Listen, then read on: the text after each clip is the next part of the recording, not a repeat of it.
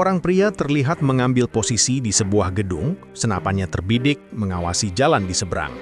Dia menembak orang yang di bangku, lanjut menarget wanita yang lewat dengan tembakan sempurna. Teriakan panik terdengar, namun dia tetap fokus, menembak wanita lain yang sedang berjalan, lalu membidik para pelari, serta yang lainnya tanpa ada satu peluru pun yang meleset. Polisi tiba di tempat kejadian yang dengan cepat menemukan posisi sniper, meskipun dia sudah menghilang. Detektif Emerson turun tangan dan berjalan di sekitar lokasi, dengan tenang menyatukan berbagai informasi tentang bagaimana penembak itu beroperasi. Dia juga mengambil selongsong peluru dari tempat itu untuk dijadikan sebagai barang bukti. Tim forensik memeriksa sidik jari pada koin yang diambil dari parkiran dan menemukan atas nama James Bohr. Emerson memimpin tim langsung ke rumah tersangka dan menemukannya pingsan. Kecanduan obat kemungkinan besar menjadi penyebabnya. Dengan bukti yang cukup untuk menjeratnya atas penembakan itu, mereka menangkap pria itu. Tur singkat di properti itu mengkonfirmasi kecurigaan mereka. Mobil yang sama yang terlihat di CCTV melarikan diri dari titik penembakan terparkir di garasinya dan dia memiliki peralatan untuk membuat peluru. Di kantor polisi, dia diam dan tegang menatap tajam ke arah petugas yang menawarinya kesempatan untuk membuat segalanya lebih mudah. Mereka menyerahkan buku catatan, mengharapkannya untuk melepaskan haknya atas seorang pengacara dan mengaku, tetapi sebaliknya dia menulis sebuah nama di lembaran itu, Jack Reacher. Petugas itu membawa masalah tersebut ke jaksa wilayah yang terkejut karena Jack Reacher telah hilang tanpa jejak meskipun telah bertahun-tahun di militer. Catatan yang menunjukkan medali dan misi yang bahkan belum pernah didengar oleh perwira senior. Mereka berdua setuju bahwa melacaknya hampir tidak mungkin, kecuali dia memutuskan untuk muncul sendiri. Saat itu juga, pria yang mereka bicarakan masuk. Mereka langsung ke pokok permasalahan dengan persetujuan untuk membagikan semua yang dia ketahui, asalkan dia dibawa untuk menemui tersangka. Berdiri di atas bar yang tidak sadarkan diri di ranjang rumah sakit, dia meminta akses ke bukti yang sudah dikumpulkan, tetapi pihak berwenang tidak mengizinkannya. Dan tepat setelah itu, dia bergerak menuju pintu. Mereka menghalanginya dengan cara yang tidak dia sukai, bahkan menyarankan bahwa salah jika meninggalkan temannya. Jack segera mengoreksinya kalau pria itu bukan temannya. Helen masuk dengan penuh percaya diri, menyindir Emerson dan jaksa wilayah karena menanyai kliennya tanpa kehadirannya. Berhenti ketika melihat Jack di dalam ruangan, jelas terkejut atas keberhasilan membawanya sampai kemari. Dia tidak menanggapinya dan tetap masang wajah datar sampai kedua petugas itu keluar. Saat mereka telah pergi, dia menunjukkan betapa anehnya kasus ini, mengingat dia akan berhadapan dengan ayahnya, sang jaksa wilayah. Dia mencoba mengaitkan keterlibatan dengan ikatan emosional sama tersangka, menjelaskan bahwa dia hanya di sini untuk mengubur pria itu. Jack mulai dengan mempertanyakan mengapa Helen menentang kuasa bokapnya hanya untuk membela seseorang yang tidak dia kenal, terutama seseorang yang diyakini bersalah.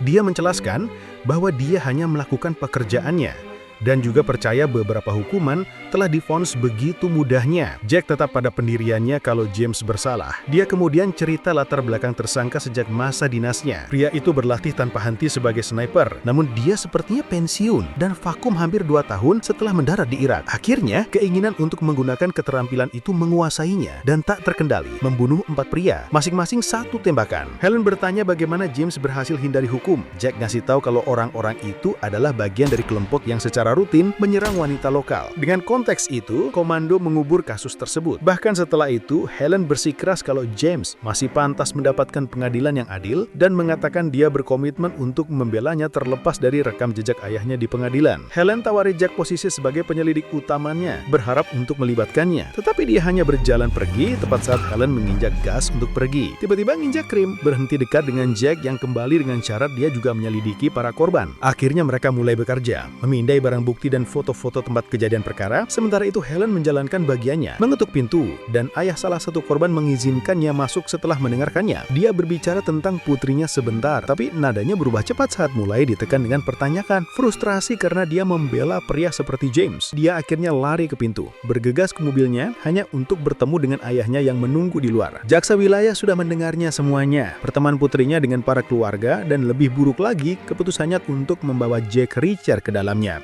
Bokapnya menyuruhnya Tan untuk berhenti selagi masih bisa. Ini bukan kasus yang sulit karena sudah ada tersangka dengan bukti kuat. Berpikir kalau putrinya melakukan ini hanya untuk balas dendam padanya. Tetapi Helen tidak mau mendengarnya. Jack baru saja selesai berkeliling di bagian gudang senjata kantor polisi.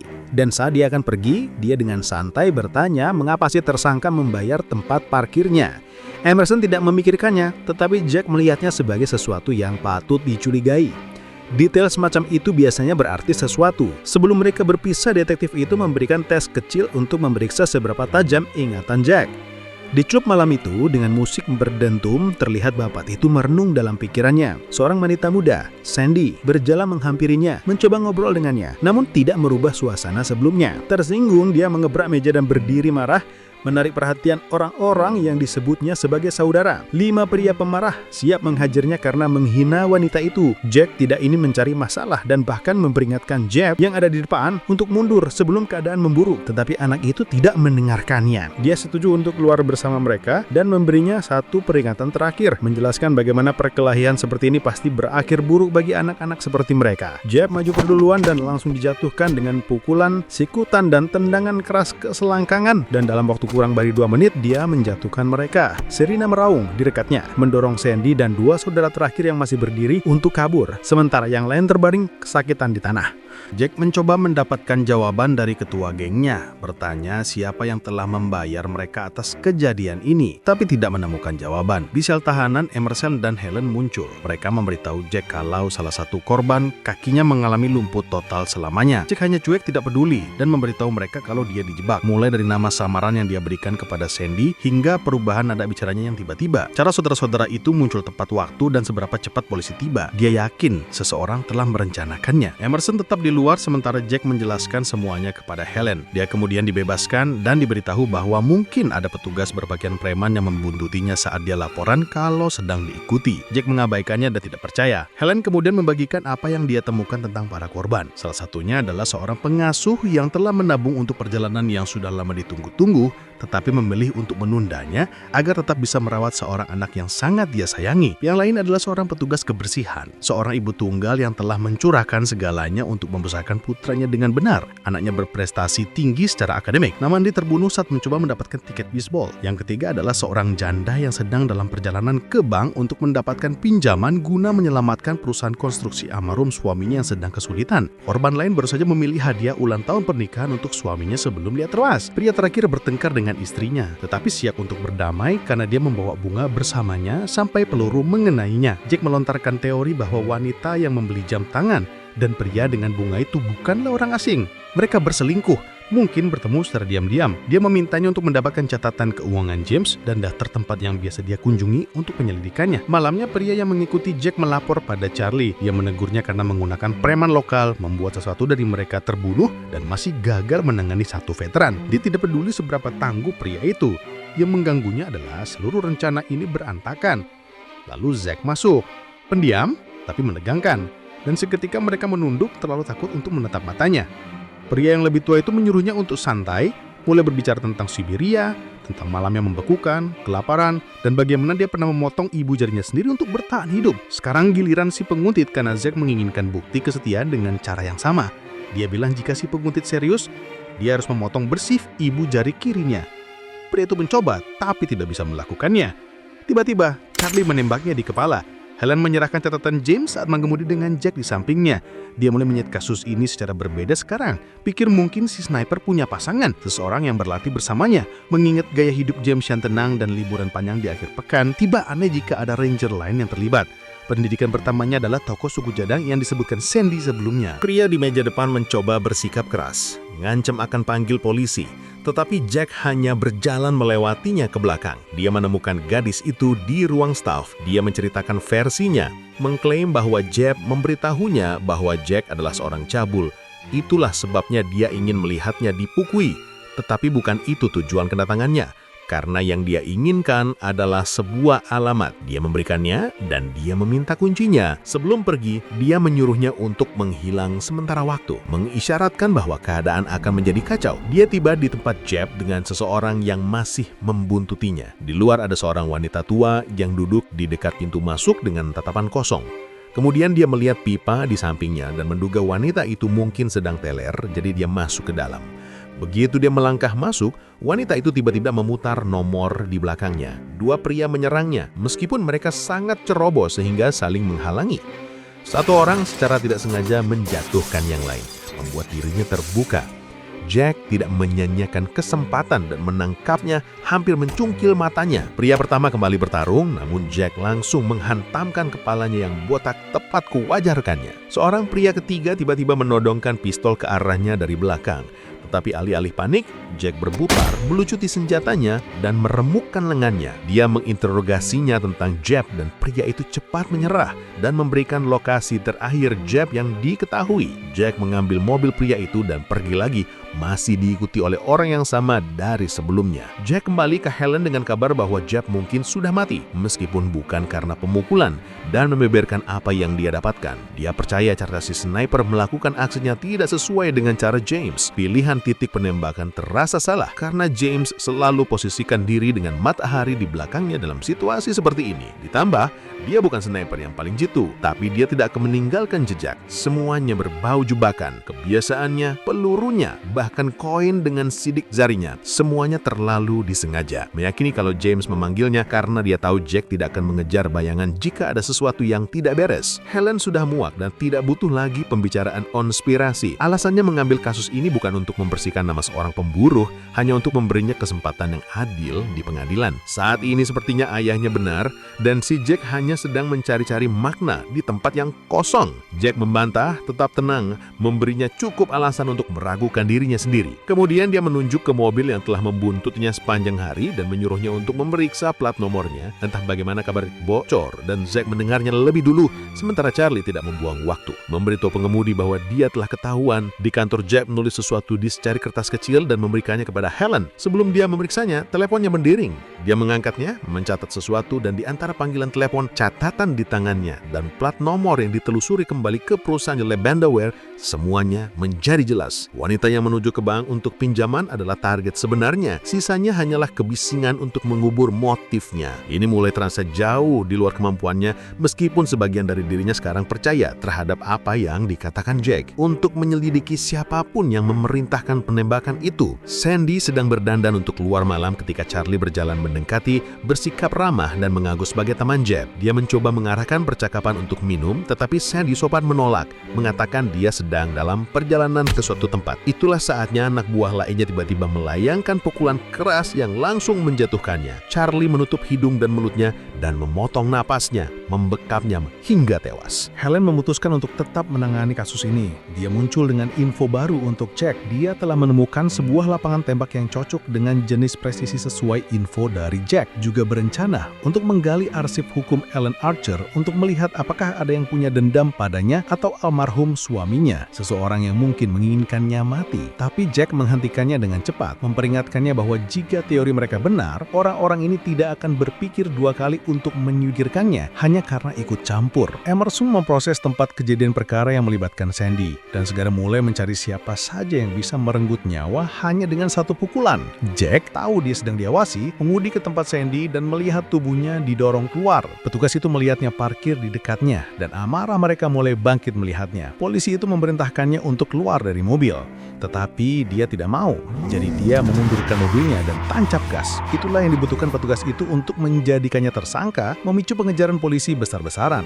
Dia menyelinap melewati mobil-mobil patroli yang datang ke arahnya dan mulai mengejar Charlie yang sudah melarikan diri untuk menghindari terbongkarnya penyamaran mereka. Jack menabrak mereka beberapa kali, mencoba memaksa mereka keluar dari jalan, tetapi mereka bertahan, menolak untuk kalah dengan mudah. Dengan polisi masih di belakangnya dan dia terkunci pada orang-orang jahat itu, mobilnya sempat mogok sebentar, tetapi menyala kembali dan pengejaran berlanjut melintasi kota. Meskipun para tersangka berhasil lolos darinya, dia menemukan sebuah gang yang dicurigai mereka masuki, memeriksanya dengan hati-hati dan melihat mereka. Tetapi sekarang sebuah helikopter ada di atas, membanjiri area itu dengan lampu sorotnya. Setelah yang lain menghilang, dia mengakhiri pengejaran dengan keluar dari mobil yang masih bergerak dan membaur dengan kerumunan penumpang bus yang menunggu. Salah satunya memberinya topi untuk membantunya bersembunyi. Polisi menyerbu kendaraan itu tepat setelahnya, hanya untuk menemukannya kosong saat bus itu pergi dengan Jack berada di dalamnya. Emerson dan jaksa wilayah muncul di tempat Helen, menekannya tentang identitas dan lokasi Jack saat ini. Dia klaim tidak tahu apa-apa, Tetapi ketika mulai terasa seperti mereka memperlakukannya sebagai kaki tangan, dia memuntah, terutama pada ayahnya yang mengingatkannya untuk menjauh dari seseorang seperti Jack. Sementara mereka terus berbicara, dia pergi untuk menerima telepon. Itu adalah Jack sang buronan, dengan tenang berseseran bahwa dia sedang dijebak untuk membuatnya tertangkap. Namun dia bilang tidak akan lari dan akan tetap berjuang. Dia memperingatkannya untuk berhati-hati terhadap orang-orang yang saat ini ada di apartemennya, terutama yang berpura-pura peduli dengan menyuruhnya untuk menjauh dari mereka. Sementara itu Jack menuju ke lapangan tembak di mana Martin, si pemiliknya, menyambutnya dengan hangat. Tapi begitu dia mendengar nama James, nadanya berubah. Jack terus mendesak, bahkan setelah mengungkapkan bahwa dia bukan polisi, dan Martin setuju untuk membagikan apa yang dia tahu dengan satu syarat. Dia harus mengenai sasaran 3 kali dalam 3 tembakan dari jarak jauh. Dia menerima tentangan itu dan mengambil posisi mengingat masa-masa James di Irak. Saat menembak, dia tidak mengenai tengah sasaran setiap kali, tetapi titik tembakannya cukup solid untuk membuat Martin terkesan, yang setuju untuk menjawab satu pertanyaan. Dia bertanya siapa penembak terbaik yang pernah dilihat lapangan tembak itu, dan Martin membawa mengatakan kalau itu adalah James Barr, bahkan mengeluarkan target lesan dari sesi sebelumnya. Jack tidak percaya itu, karena dia tahu James tidak mampu menembak sepresisi itu. Dia menyarankan bahwa orang lain, seseorang yang lebih baik yang melakukan tembakan-tembakan itu, dan membiarkan James mengambil pujian. Martin tidak mengerti mengapa orang bisa melepaskan performa seperti itu.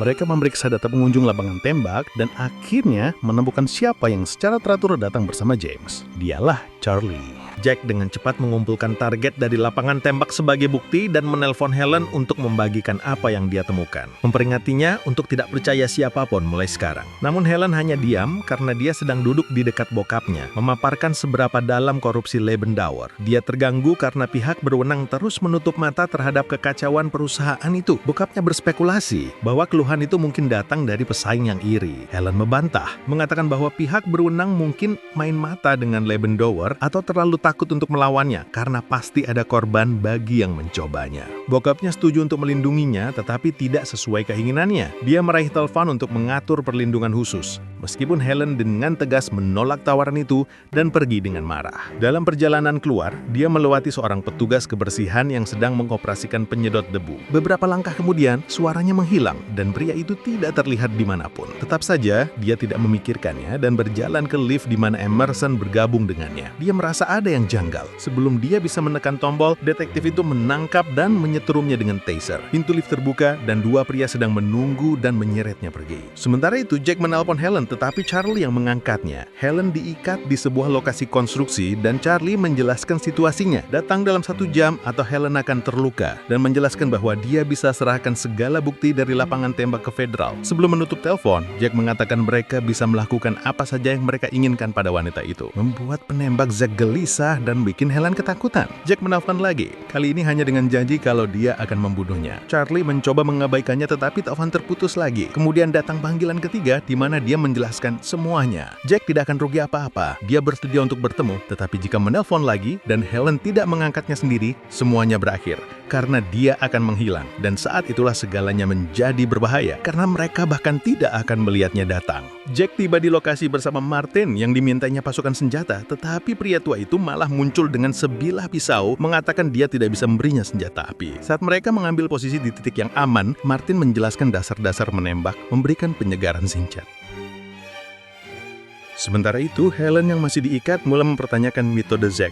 Ingin mengerti apa yang memotivasi pria seperti dia. Tapi Zack tidak memberikan jawaban yang sebenarnya, hanya mencoba memberinya rasa takut. Helen beralih ke Emerson, bertanya mengapa dia terlibat, dan Emerson hanya bilang kalau dia tidak punya pilihan. Tepat saat Zack mengancam bahwa sekalipun ayahnya mundur dari kasus ini, segalanya akan menjadi lebih buruk untuk mereka berdua. Telepon Jack masuk, dan Helen menjawabnya. Jack memberitahunya untuk percaya pada dirinya sendiri dan padanya. Berjanji segalanya akan segera baik-baik saja. Kemudian dia mengemudi masuk dengan mundur ke halaman. Saat anak buah Zack menjadari kedatangannya, Charlie bersiap di posisi tinggi untuk menembaknya. Tapi Jack berbaring rendah di kursi, tidak tegak seperti yang diharapkan, membuat tembakan pertama meleset. Para anteknya melepaskan tembakan ke arah Jack, tetapi meleset semua. Martin yang hampir buta dan mengandalkan suara, menembak ke arah kekacauan. Memaksa anak buah Zack untuk berlindung dan memberi Jack ruang untuk bergerak begitu mobil berhenti. Dengan mobilnya yang terjebak, tujuannya adalah mencapai thriller dengan berjalan berjalan kaki. Tetapi dia membutuhkan Martin untuk terus mengalihkan perhatian orang-orang itu. Saat berlari di antara perlindungan, pria tua itu mengenai lengan salah satu anak buah Zack. Penjahat yang lain balas menembak, mencoba mengenai Martin dan Jack. Namun Jack mengejutkannya, menghantamkan kepalanya 2 kali dengan batu, lalu menghabisi yang lainnya. Charlie menemukan posisi Martin dan melepaskan tembakan, tetapi sekarang ditembaki dari arah yang berbeda. Sempat terkejut karena gagal, dia mundur dan bersembunyi, memberi waktu bagi Jack untuk memasuki trailer dan ternyata itu kosong. Jack menyuruh Martin untuk mengendarai truk sampah ke sisi lokasi tempat Helen ditahan untuk alihkan perhatian. Selama itu dia menyelinap masuk dan diam-diam menghabisi 2 anak buah Zack. Charlie memburunya di bawah hujan, tetapi justru dialah yang akhirnya diburu saat seseorang datang dari belakang dan memerintahkannya untuk menjatuhkan senjata. Charlie membuang senjatanya, ingin berkelahi dengan tangan kosong. Jack langsung menabraknya, menghantamkannya ke baja tebal, lalu mendaratkan beberapa pukulan. Anak buah terakhir yang berdiri berhasil melawan dengan beberapa pukulan, tetapi Jack kembali mengendalikan situasi, menghantamkan pukulan ke kakinya yang membuatnya berteriak, diikuti oleh pukulan lain yang membuatnya jatuh ke lantai. Charlie menarik pisau dari sarung di pergelangan kakinya, namun Jack menjatuhkannya lagi dan menghantamkan lutut ke wajahnya. Saat dia mencoba merangkak pergi, Jack meraih tangannya dan memelintirnya, menimbulkan teriakan lebih keras yang membuat Emerson tegang di tempat persembunyiannya. Mengakhirinya dengan menginjak wajah Charlie sampai pingsan. Dia berjalan ke trailer tempat polisi kotor itu, menyandara Helen. Emerson bersembunyi di belakangnya, menggunakan sandara sebagai tameng. Tapi Jack memanggilnya, mengatakan dia sudah tahu Emerson kotor selama ini. Tanpa membuang waktu, meskipun ada tameng sandara, dia menembak mati Emerson.